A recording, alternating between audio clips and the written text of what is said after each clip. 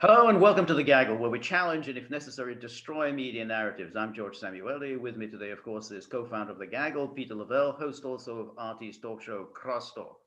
Well, yesterday was an extraordinary day for American diplomacy. Yes, quote, diplomacy, unquote. There was a meeting, a high-level meeting between the American foreign policy chiefs, named Secretary of State Antony Blinken, National Security Advisor Jake Sullivan, and the top foreign policy team of China in Anchorage, Alaska. It was a calamitous meeting.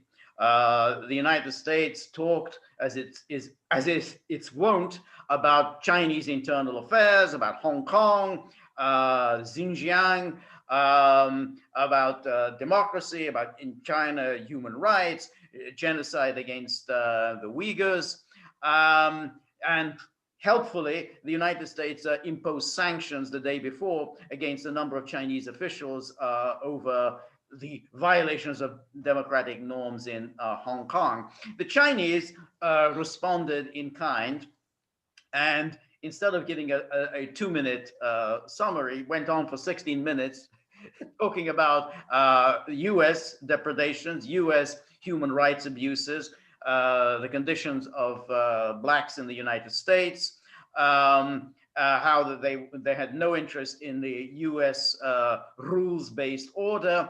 It was a real public dress down.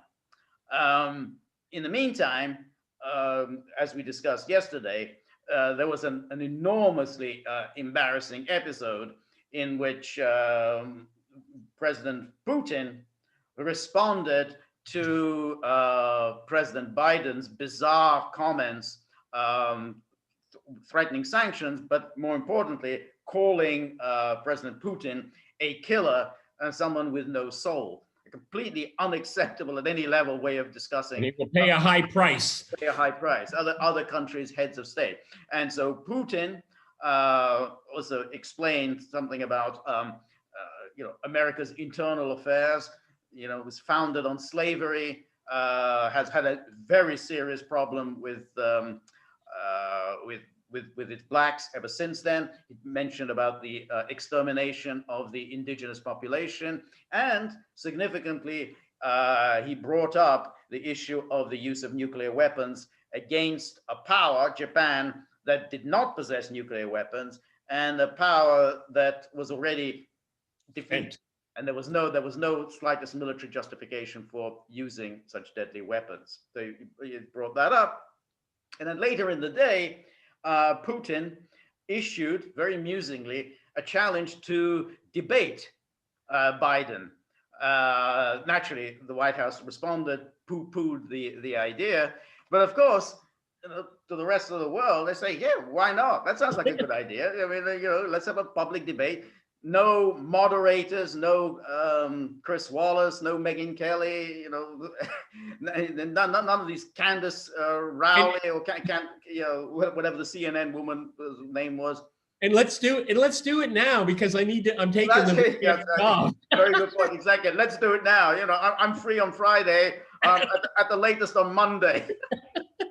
To which, of course, the White House responded, said, well, he's got a very busy schedule. But of course, he doesn't have a busy schedule. He's off to Delaware for a long, leisurely weekend.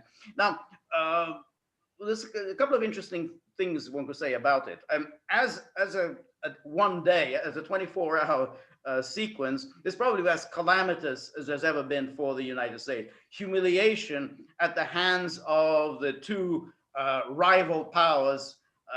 That's quite a bit, and it's interesting that these people who the media were hailing as the return of the professionals, the return of the safe pair of hands, the good guys, the people who know the minutiae and the finesse of diplomacy, that they're back, away from all the crudities and the vulgarities of the Trump era. Well, one had to say nothing like this took place under Trump. They had disagreements with the Chinese, but they always were very courteous. I mean, they were proper diplomatic decorum was observed. There was no humiliating taunts from the Russians as we had yesterday. So that's one thing. Second thing is, where is the United States going with all this? I mean, it's like you're now antagonizing Russia and China very seriously. In the meantime, you're not able to get a handle on your border. You made clear that you don't intend to fulfill the deadline of leaving Afghanistan by May the 1st, which means the war starts, which means American troops are going to be once again getting killed in Afghanistan. So what on earth are the Biden people doing? Did you hear, George? America is back. America's back. All right, what's your take, Peter? Back to the same old mischief, okay? No, you're right. It was a catastrophic day. And the thing is this A team that, you know, that the media, you know, what are they? They're like the Avengers or something like that.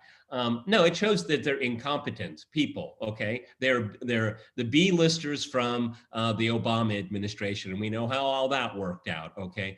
No, I mean, there's so many different things here. First of all, they were, you know, we're gonna go back and use diplomacy. There was no diplomacy there at all, okay? As a matter of fact, the Chinese and the Russians got the better of the Blinken team, okay? I mean, that was a shutout yesterday, shutout, okay? Also, is that who would have thought, George, that China would use wokeism against these ridiculous wokists, okay? Right. And that's exactly what I mean, it was a very interesting, it was Bismarckian, okay? I mean, because there's one of the things I'd really like to impress upon our viewers is that the Russian political elite or political class and the Chinese political class, they watch the United States very carefully. They understand the political culture.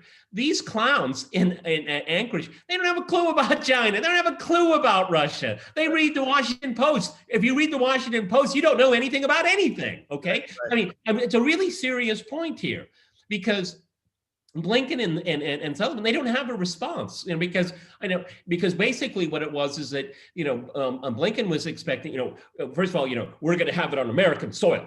We have to have the first summit on American soil. Okay, the Chinese like, all right, we'll meet you in Alaska halfway. Okay, that was a good reaction from the Chinese. But they're not going to be lectured, and this is exactly what you and I have been talking about because they don't have to be. They've got lots of leverage, lots of it. Okay, and now they see these bumbling fools from inside the Beltway, the way they performed. They weren't prepared.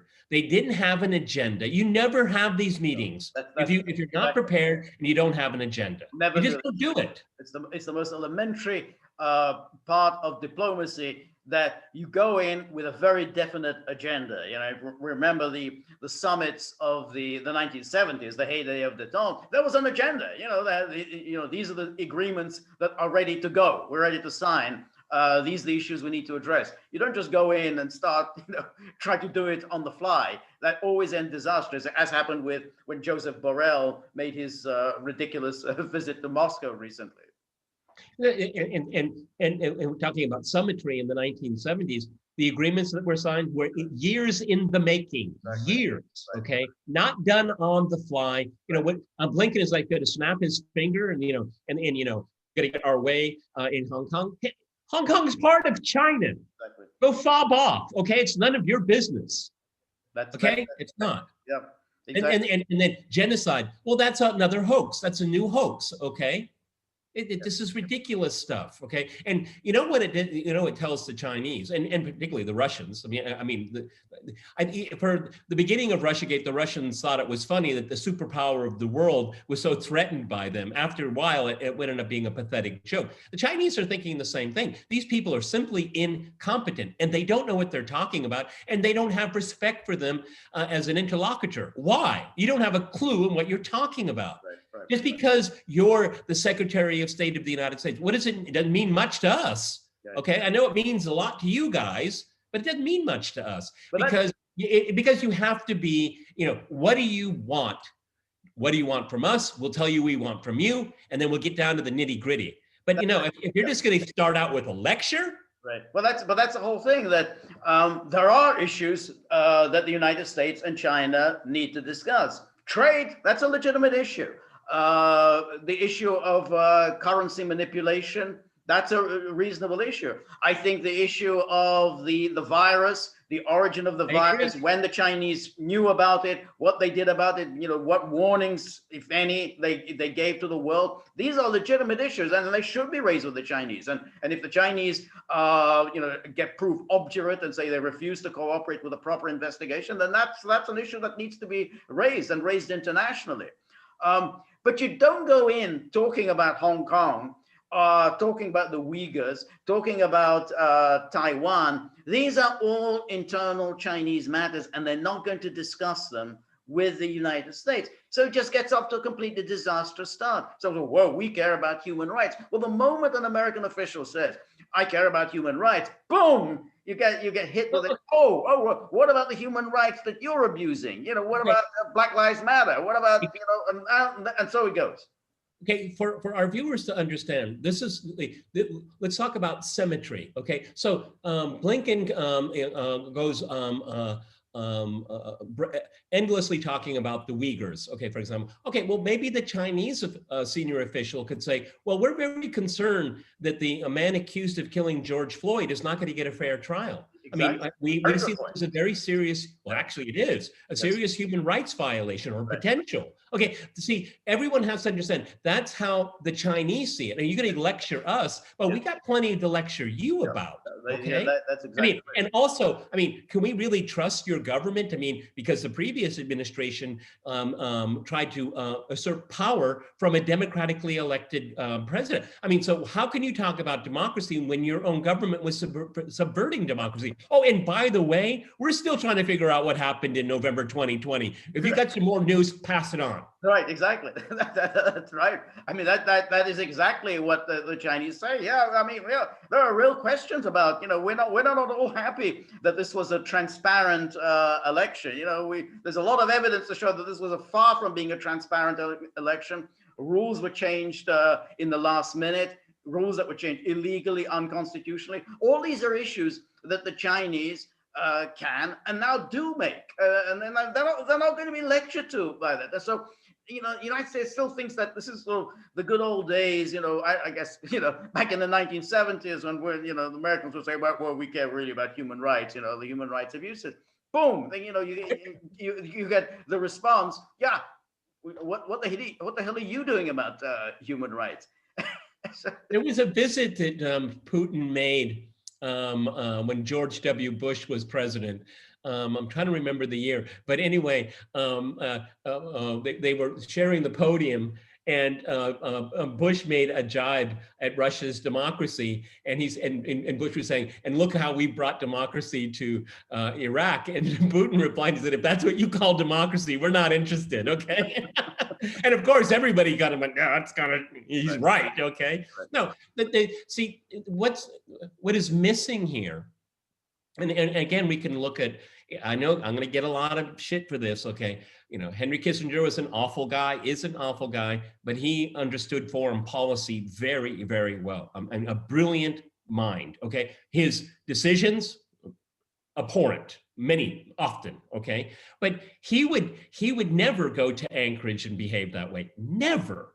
Okay, as a matter of fact, if he would have gone to Beijing on the sly, like he did for Nixon to end the Vietnam War, and just say, okay, let's hash it out. What are your issues? I'm going to tell you what we think, you tell me what you think, and maybe we can make it to Anchorage, okay? But we have to make it worthwhile. Because see, what the Biden people are doing, and it's because of neoliberalism and because of wokeism, is that they want theater, as if theater can solve problems. It doesn't. It makes problems. Right. But that's the thing, that they've now got themselves into a situation that within one 24-hour time span, they get these open public rebukes and humiliations at the hands of the United States' chief rivals. That's not a good situation to be in. Notice how Russia, notice how Russia obviously is not as strong as the United States, smaller country, doesn't have an economy the size of the United States. But Russia's very clever. Russia always is in a coalition of powers. Never get yourself isolated and confronted by two major nuclear powers. That's not that's a disastrous situation to find yourself in. And the United States has got itself into this mess. The Biden people, they came to power with no real vision, nothing. They didn't know what they were going to do. Oh, we're not going to be like Trump, but on the other, we're going to keep the good parts of Trump. Well, yeah, he was good the way he talked to China, but we'll do it differently. And then pathological, obviously, on the subject of Russia. So they came in without an agenda, and then now just made absolute fools of themselves. And while Blinken was still in Anchorage, the Chinese Foreign Ministry announced that they had invited Sergei Lavrov, the Russian foreign minister, to Beijing. I mean, this is so amazing. Okay, so not only did they stick their thumb in Blinken's eye, they stuck two thumbs in both eyes. Okay, and made it very public. Okay, because you're right. And this is what Nixon and Kissinger understood. You have to start playing a triangle, okay? And it was very effective, again, on a Bismarck level of stratagem, okay? Right. These guys can't walk and chew gum at the same time. No, the Bismarck point is a very important one because, Bismarck famously always said, Germany always has to be in a coalition of three. There are five great powers. Germany always has to be among the three, whichever three it is, but Germany has to be within the three of the five. Once Germany isn't in that three, it's in the two, then it's in a lot of trouble. And Germany did get into trouble. But that's the point about the United States, which is, and something that Putin realizes, that we always need to be in a coalition with someone. We don't want to get yourself isolated. The United States has got itself isolated, and it's now even isolated on issues like Afghanistan and Iran, and now hopes to get Russia and China to help it out on Afghanistan. Oh, please help us, in Afghanistan. Well, hey, you got yourself into this mess. You get yourself out of it. Same with Iran. Oh, please help us out on the JCPOA. Well, again, you got yourself into this mess by walking out. You get yourself out of it. See, listen, isn't it interesting? Is that the cases you just brought up are real security issues on a global scale. These are very serious issues here. But what does the administration talk about? It talks about values. Right. Values. Right. We have to have equity in the world, and we have to have a promoting of democracy. This is, see, what happens is when you elevate values to be the platform of your foreign policy, inevitably you're saying, I am a virtuous actor and you are not, because you don't have our values. If you don't have our values, you're immoral. That's not a foreign policy. No, demonizing Putin is not a foreign policy. No. But that's, of course, how Blinken has operated. I mean, if you look at the career of Blinken, he was, he came of age within the Clinton administration, where he was the point man on demonizing the Serbs. The Serbs were the evil people then, then therefore he was doing this, mobilizing the world against the Serbs. This tiny country. He hates Hungary. And he hates Hungary. The same with him.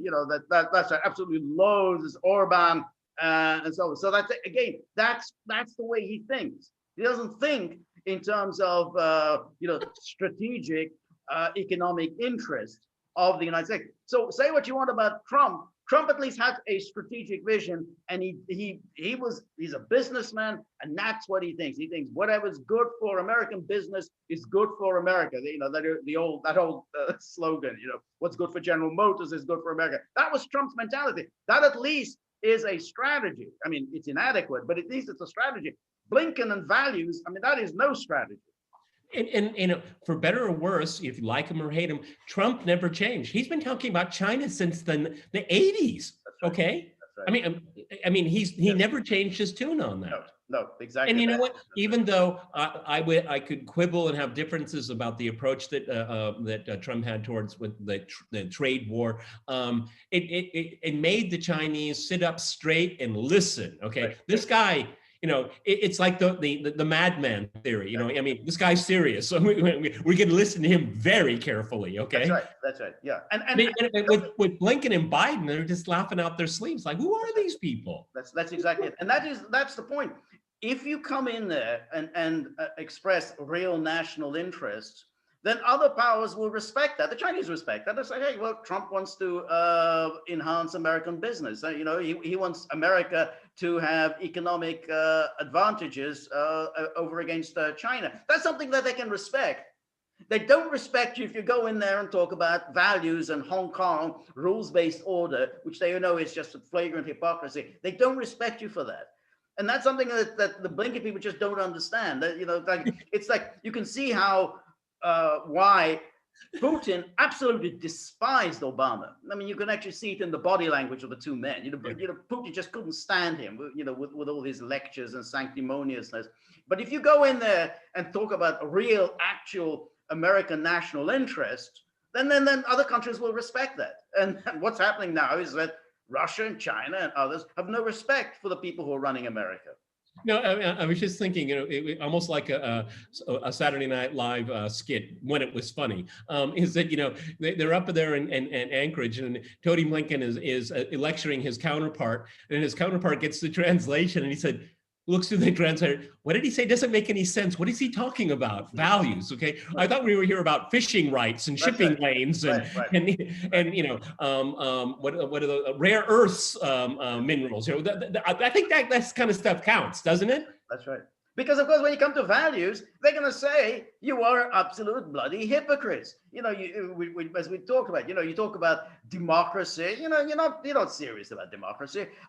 You talk about Ask Bernie Sanders. You talk about the rule of law. What kind of rule of law you have? I mean, you mentioned Chauvin, but they can also say, what about all these people who've been arrested over the events of January the 6th? You know, there's, you know, for minor misdemeanor charges who have not been given bail. They're sitting in prison month after month waiting for the trial. What about Jeffrey Epstein? Why did he get a sweetheart deal after it was proven that he was a pedophile?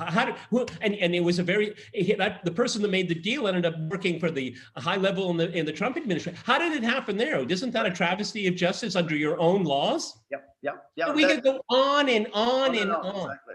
Yeah, that's exactly right. And then, of course, you know, as we've already discussed, you know, the rules-based order is itself, you know, we set the rules and you have to follow the orders. I mean, so, and everyone to say this, well, we don't accept the rules-based order. If you mean international law, call it international law. But a rules-based order in which you set the rules, we don't accept that.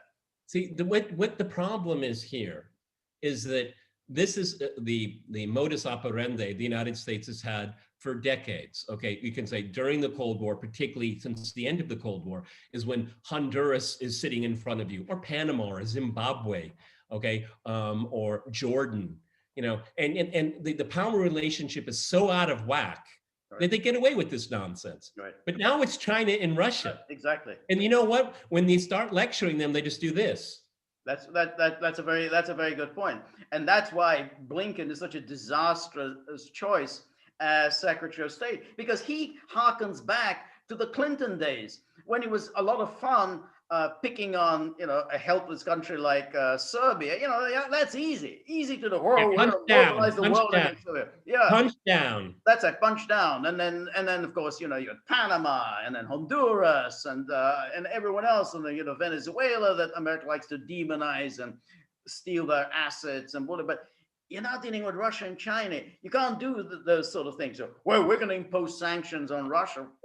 What do they care? I mean, you know, it's as regular as, you know, daylight coming up every day. I mean, okay, so more sanctions. Yeah, big deal. Well, and another very important issue here is that the days before the Anchorage summit, you had Blinken and Sullivan, you know, doing attaboy talks with the Quad, okay? But you know, what they don't understand, because they're just nincompoops, they really are, is that of course these countries will look to the United States for security, some kind of security guarantees. But unlike during the Cold War, all of these countries have a very strong trade relationship with China. That wasn't the case during the Cold War against the Soviet Union. Right. You know, the Soviet Union was our target. They didn't have much international trade with the West at all, okay? But you see, and this is the dilemma they can't seem to understand, is that of course, South Korea is going to take as much free military assistance from the United States as they can. Of course they will. Okay. Oh, you want a base in Australia? Well, you pay for it. Yeah, we'll pay for it. All right, great.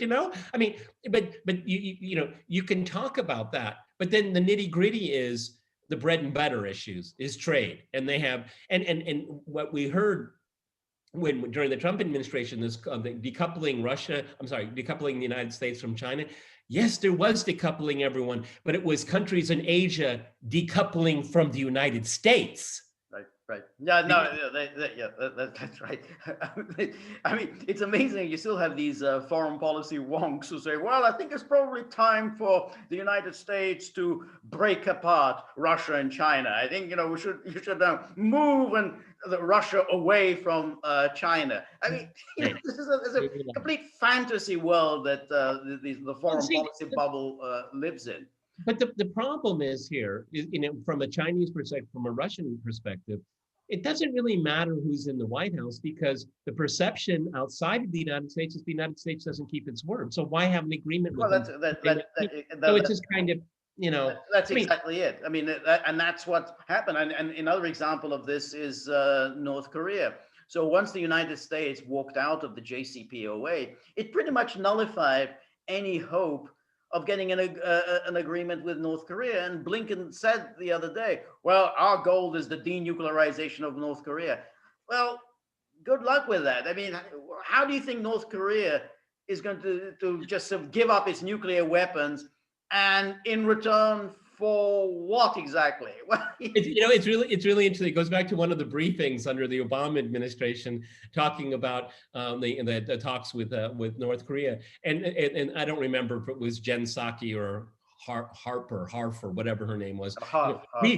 We don't recognize North Korea as a nuclear state, but they are. Right. No, that's right. But this is the problem with this mindset. Is it because we don't recognize it as true? It is not true. Is if they can determine what reality is. Right. I remember when Bolton, I think, said this about North Korea. He said, "Well, I think we should just bring our containers, land our containers there, get the trucks, we pick up the missiles, ship them out." Yeah, great. And you think anyone in North Korea is going to cooperate with that? No. And by the way, and the agreement, we're talking about the agreement that was signed between North Korea and the Trump administration was that there would be a step-by-step process of normalization. It wasn't going to be, hey, it said nowhere, we're just going to give up our nuclear weapons, and then in return, maybe the United States will recognize them. No, it was a step-by-step normalization of relations between the two states. What Bolton was expecting, just put the containers there and take the missile. Yeah, you try to do that, and Seoul will be an ashtray. Right. That's right. But it's the same thing. So here's Blinken says denuclearization of North Korea. He doesn't even say the Korean Peninsula, because at least that might have been something, Korean Peninsula, because then America would have to start withdrawing things. He just says directly denuclearization of North Korea. Well, of course, the North Koreans just treated that comment with utter contempt. So that's another, absolute own goal by the Biden people. Well, so North Korea, Afghanistan, mess on Iran, and now Russia and China. America's back. We're back, baby.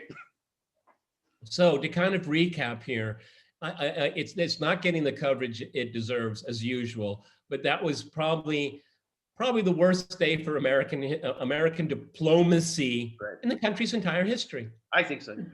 It's hard to think of a day like that. Yeah, how was it at work today, honey? Right, exactly. Because even worst days of the Cold War, when the United States and the Soviet Union exchanged nasty barbs. The United States always at least had, we've got China at least in our corner. Yeah, it's kind of like the U.S. corner during, from the 1970s on. But now you don't have that.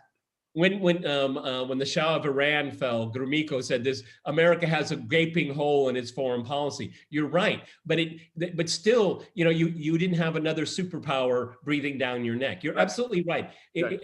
Bismarck would be he's turning in his grave, laughing. Is it how do these fools get themselves into these situations? Right. I think so. And to top it off, just like I said, if you're going to spew vile hatred towards your interlocutor, they're watching. And so, Anthony Blinken gets, he has egg on his face the same time he's being dressed down by his interlocutor in Anchorage. The foreign ministry in Beijing says, hey, Sergey, come on over, we'll have a chat, okay? That was intentional and very smart. Yeah, no, that's exactly right. And just as the Russian invitation to a debate was intentional and very smart. It was a brilliant maneuver. You get this insult of calling him a killer. So what is it? He says, I wish you good health. Good health. You can interpret that in so many exactly ways. And then let's have a debate, and as you said, but let's do it tomorrow. Let's do it tomorrow morning. Monday at the latest. I'm down. Okay. As Franklin Delano Roosevelt said, a date which will live in infamy. Exactly right. All right, Peter. Right. Thank you very much. Remember, we are now on Rumble. Look us up on Rumble, and we will be back. So if you like the gaggle, please like, share, and subscribe. See you soon. Bye.